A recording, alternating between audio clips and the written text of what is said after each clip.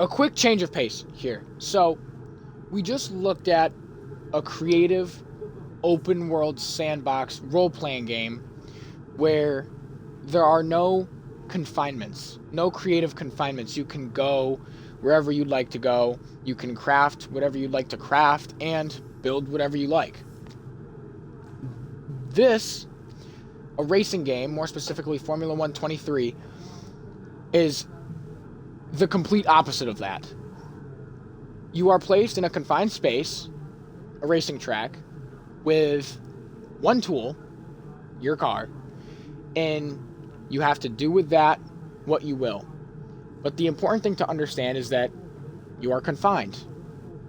You can be creative when it comes to maybe overtaking another racer, but in this case, we are first going to look at memory. How memory impacts not just playing a game, but how it reflects how we operate in the real world. So, I'm on a track completely on my own. When you're playing a racing game, you have to know the track to be able to race on it well. I'm going to put myself in the shoes of someone who has not played on this track before. And we're going to look at how memory impacts gameplay, or how the game represents how we use memory in our day-to-day lives. So, starting, the lap does not begin until further ahead, right here. That is a ghost time, that is a trial time. It is a representation of the time on the track that we're supposed to beat. Having no knowledge of the track, I completely overshot the turn.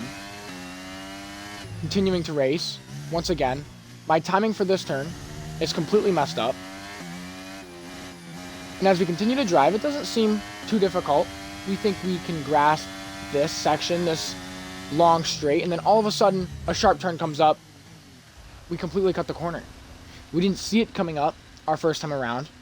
We were going too quick, and now we're off the track. So our time is invalidated because of that.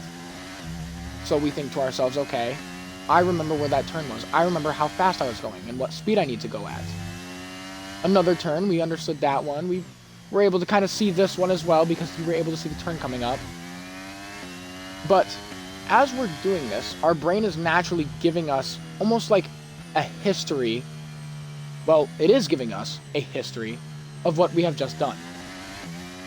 Realizing that a turn was at a specific location and understanding that we were going too fast to turn at a good pace, we remember, okay, we need to be able to slow down and remember where that turn was so that next time we can slow down at the right time. So here we are, back at the beginning of the track again, and we are now going to assume the role of someone who has maybe raced around this track 10 to 15 times now. Our first time, as we just looked at, was sloppy. Turns felt like they were coming out of nowhere. We had no clue how to go at the turns, how to go into them, what line we should take. Now, the line that's represented on the track here is the racing line we should take, but nothing is representative of speed. Now, there is a setting you can enable in the game that shows how fast you have to be going for a turn, but that completely removes the purpose of memory and higher cognitive function. So, let's reapproach this track again with knowledge that we've just understood, we've just come to learn. We know where these turns are, and we know what speed we have to be going at to beat this AI.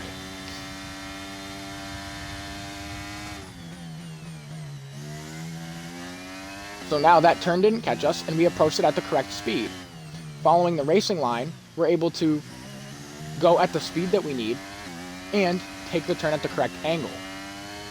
Now, the useful thing about the racing line is that although on this track it seems really specific, it's universal. Every track plays the same. You have, when you're presented with a turn, you sweep outwards, and then basically take the turn as tight as you can so that when you come out of the turn, you have the highest possible speed.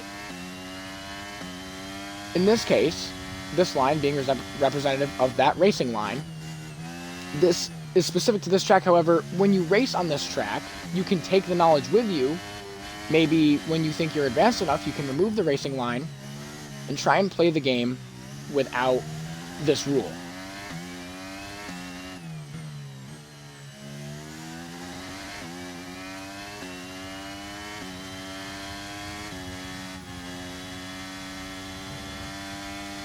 And there we go, a much quicker lap, nearly 16 seconds ahead of the AI, and we have showcased the ability of memorization and learning through a racing game or video games in general.